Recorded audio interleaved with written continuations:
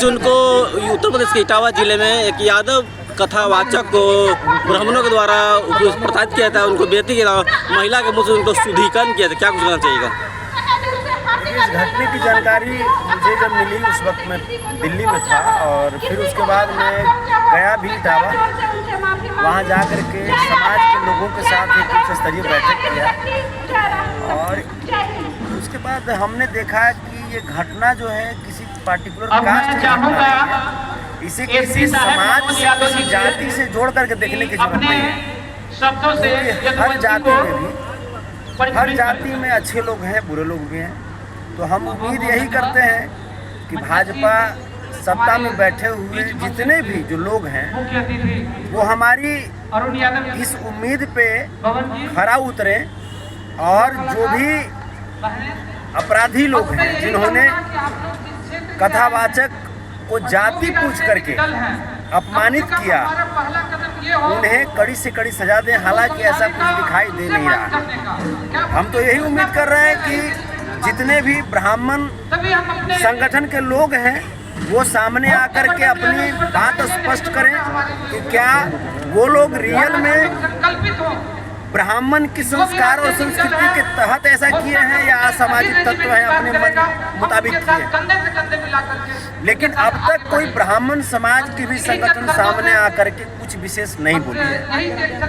तो ये हमको मजबूरन मानना पड़ रहा है कि ब्राह्मण संगठन भी कहीं न कहीं उन असामाजिक तत्वों का साथ दे रहे हैं। तो जब वो उन असामाजिक तत्वों का साथ देंगे तो हम भी स्पष्ट रूप से रघुवंशी सेना के राष्ट्रीय अध्यक्ष होने के नाते और समाज के शोषित समाज, पिछड़े समाज, दलित समाज के अंग होने के नाते मैं स्पष्ट कर दे रहा हूँ कि जब तक ऐसे दरिंदों को सजा नहीं दिलवा देंगे तब तक हम लोग चुप बैठने वाले नहीं हैं। और एक बात और आप स्पष्ट मान लीजिए कि जो जाति पूछ करके जो आप चोटी काटे और अपमानित किया आपने, और उसके बाद आपने क्या संस्कार दिखाया, आप किस चीज से शुद्धिकरण कर रहे थे, किस प्रकार से आप शुद्धिकरण कर रहे थे, फिर ऐसे में आपको ब्राह्मण कैसे कहा जा सकता है? तो हमने भी फैसला किया है कि ऐसे संस्कार वाले लोगों को अपने गांव में पूजा पाठ करने के लिए अब नहीं बुलाएंगे। स्पष्ट हमने भी बहिष्कार किया है इन लोगों का और हम भी ये मैसेज को हर जगह पहुंचाने का प्रयास कर रहे हैं। तो कहीं ना कहीं ब्राह्मणों में ऐसा धारणा बनी हो कि सिर्फ ब्राह्मण ही कथावाचक कथा कह सकते हैं। वही तो कर रहे हैं। श्रीमद् भागवत कथा जो है वो श्री कृष्ण भगवान के मुखार बिंद से निकले हुए शब्दों से बनी। तो भाई हम अपने कुल खानदान की कथा सबसे बेहतर तो हम ही कह सकते हैं ना। हमारे पूर्वज क्या किए, उनको क्या अच्छा लगता था, क्या खराब लगता था, ये हमसे बेहतर कौन जान सकता। तो हम आपको ये धंधे जो आप धंधा कर रहे हैं, इस धंधे का पेटेंट कभी आपको नहीं माना बल्कि सम्मान दिया है आपको।